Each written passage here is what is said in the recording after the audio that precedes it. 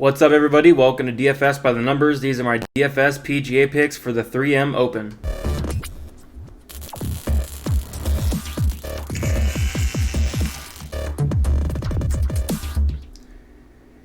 What's up, guys? Welcome back to another PGA DFS picks video. This time we are breaking down the 3M Open. Coming off of a very weird week, I'm really glad to get out of that course. We had guys missing the cut like Bryson, like Dustin Johnson. This was a really weird week, but really glad to see that Jon Rahm was able to get the win. Had a ton of Jon Rahm, so that was awesome to see there. But really excited to get back to normal. That course played so hard. It was very weird. Like guys that don't normally miss the cut, like Bryson hadn't finished outside the top 5, ended up missing the cut. A lot surprised me in that tournament, but really excited to get out of that course. This should be a lot better. A lot of chalk busted on that slate as well. So like I said, really excited to get out of there and ready to get back into some PGA here. We're going to go over the course info first and then get into some plays here. And this is a very, very weak field we have this week. It is very top heavy. There aren't many guys that really stick out. So I had to dig kind of deep to get, I think I have 19 plays for you guys. I'm probably going to add a couple throughout the week, but there really isn't many plays that stick out. You got to really dig this week. So some course info here. We're at the TCP Twin Cities golf course. Par 71, it is 7,431 yards. There are 4 par 3s, 11 par 4s, 3 par 5s, and top 65 makes the cut. Some key stats we're going to look at are some proximity stats, strokes gained off the tee, par 4 average, strokes gained on approach, birdie or better percentage, bogey avoidance, and the current form since the return of the layoff. As for the past 2 tournaments, not going to look too much into that. I know the course played it very, very hard, especially last week. So I'm not going to look into that too much. Going to kind of look at what was happening before that, and then we also got to take into account the very weak field that we have this week. So going to get into my top plays here for this week. Yeah, I don't mind the week. I think there's going to be a lot of strategy involved because there really isn't many players that stick out. So it should be a good week here. I'm pretty confident with a lot of these plays. So we'll start with Dustin Johnson. He is the most expensive on the whole slate. He is 11,500. He's arguably the most talented golfer in the field. He is 5th in strokes gained off the tee, 4th in par 4 average, 7th in birdie or better percentage. He's having a decent season so far, but it could be better. And he did miss the cut last week, but like I said, we're not going to look too much into that last tournament because guys like Bryson were missing the cut. Just can't look too much into that. But I'm sure he'll bounce back here, especially in a weak field. So 11,500, don't hate it. As for being able to pay up for him, there's really not much in that 6K range. The 7K range is a decent range. I have a lot of plays in there, but that 6K range is, you really got to dig to find some plays down there. So I don't know how easy it's going to be to pay up for Dustin Johnson, but I do think it's a good play if you can get up there. So Tony Finau, someone who did very, very good last tournament. He finished 29th here as well. Like I said, he played very well last week on a very tough course. Has been solid all year, 11th in strokes gained off the tee, 14th in strokes gained on approach, 2nd in par 4 average. This course fits him extremely well. 10,900 is not a bad price for someone like Tony Finau. He's been solid all year. I feel like he could do better, and maybe this is a tournament where he can really build off what he did last week. So 10,900, don't hate it. Paul Casey, another guy in this 10K range. He did miss the cut last week, but once again, not going to take that into account too much. But other than that, he's been pretty solid last year, pretty solid all year. I think last week was the only cut he's missed this season. He does have an average finish of 34 this season as well. He is 2nd in strokes gained off the tee, 1st in strokes gained on approach, and 12th in birdie or better percentage. Don't mind Paul Casey at all. And like I said, this is a very top-heavy slate. So there's guys up here that everybody's going to recognize, and guys that have been doing pretty decent all season and have a lot of upside. And then there's plays in the 7K range where you really got to dig to find them. But the 9K range is pretty interesting here. Like usually there's a little bit more in this 8K range and 9K range, but there's not much this week. Like I said, it's very top heavy, and there is some value down in that 7K range, but I just really have to dig. And Matthew Wolff is someone I'm kind of interested in here. 9,700 is probably a little bit too expensive for him, but he did win here last year, and he does have some pretty good upside here as well. But he's been very, very inconsistent this year, but he has shown that he can be very good at times. and he did have a second place finish 3 tournaments ago. So the upside's there. I don't agree with the price, but he is someone who won here last year. Maybe he can build off of that. Don't hate it, but I do think he's probably way overpriced at $9,700. Lucas Glover, I really like this play. He finished 7th here last year. He's been playing very, very well. Average finish of 24.6 in his last 5 tournaments.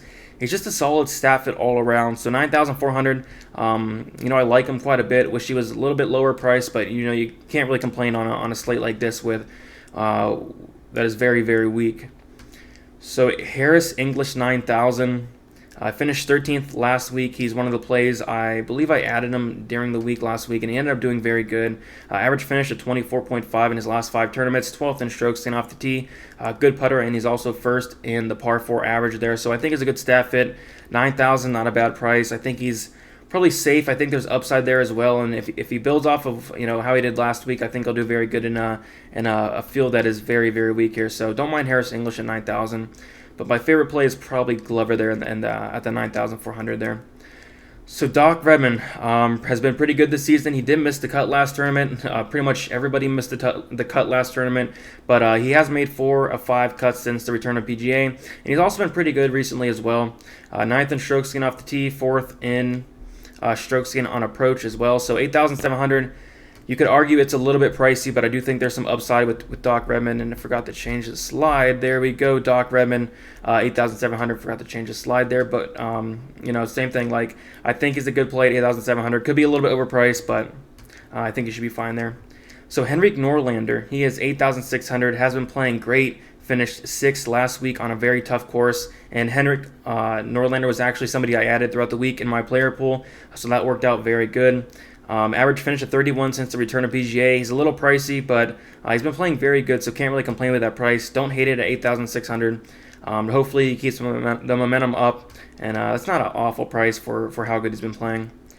So Sam Burns, 8,500, finished 7th here last year, has finished 17th, 30th, and 24th in his last 3 tournaments, 13th in strokes gained off the tee, 4th in par 5 average, and 22nd in birdie or better percentage. Someone who's been playing very well, Sam Burns, someone who I like to play quite a bit. He has some upside there, 8,500, right in that mid 8,000 range. Don't hate that at all.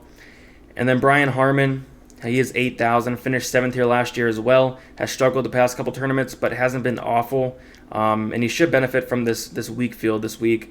And it's a good price at 8,000, so I don't hate that. I think there's some upside. I think it's safe as well.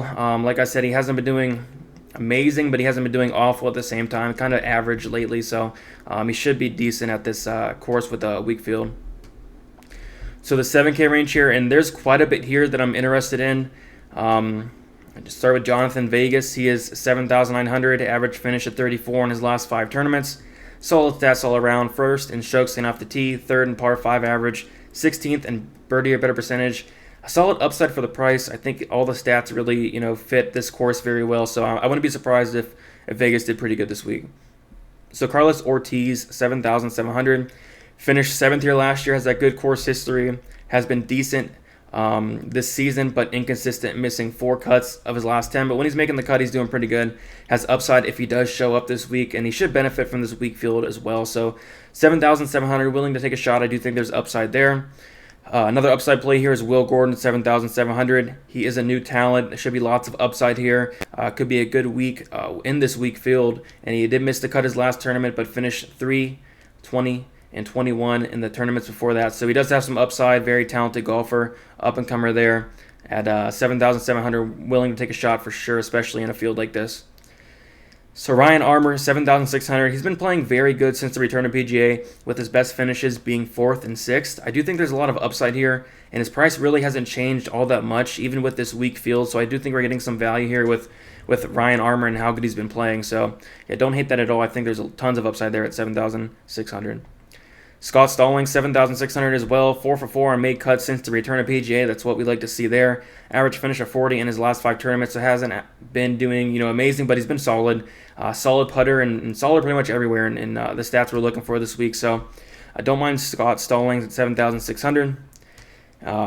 Richie Wierenski, 7,400. Someone who I really like this week. Has been fantastic since the return of PGA. Average finish at 35 in his last 5 tournaments. Has made his last 6 cuts as well. Good putter and solid just about everywhere. So I like that quite a bit. One of my favorite plays in the 7K range. And then Cameron Tringale, 7,200. He is a cut maker. I think he's a little bit underpriced considering the weak field we have this week, and he should be able to make a cut in the weak field here. Not much upside. I say this is more of a cash play, but we have seen Tringale really show up at times, and in a weak field like this, I wouldn't be surprised if he did get a top 20. All right, so we will go to the punt range, and I really had to dig down deep in this punt range. Like, there is not much at all down in this range, so we will start with Justin Hadley. He is 6,900. Has made 3 out of 4 cuts since the return of PGA. I think he fits this course very well. He's 10th in stroke gained on approach, 8th in par 5 average, 4th in birdie or better percentage. Like very good stats for his price. So I wouldn't be surprised at all if he really does go to this course. So 6,900 is not awful. Seamus Power, 6,500. I like the price there. He did finish 12th in his first start back. Was doing well before the PGA break as well. Another very good putter there. Good proximity and 10th in par 5 average. So 2 guys here are, there are some other guys I'm looking at adding, but these are the 2 that really stuck out to me, and they should do well. I think they should make the cut. Very, very good stat fits. So I would be surprised if they did not make the cut there. So there is not much down in the punt range.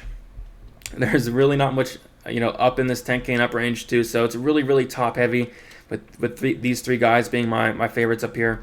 I don't know how easy it's going to be to pay up for Dustin Johnson, like I said, but Finau, 9K range is solid. 8K range it's decent as well. The 7K range has a lot of value in there, so I don't think it's going to be hard to make lineups, but I really do think it's going to be hard to play a couple guys in the 9K and up range. I think you're going to have to stick with one and build your lineup around one of those. Go down in the 7K range, grab a couple guys down there, and then fill it out with the 8K range as well. Maybe go down and grab a punt with Hadley or Power. But this week should be fun. Finally back to a course that is not absolutely impossible.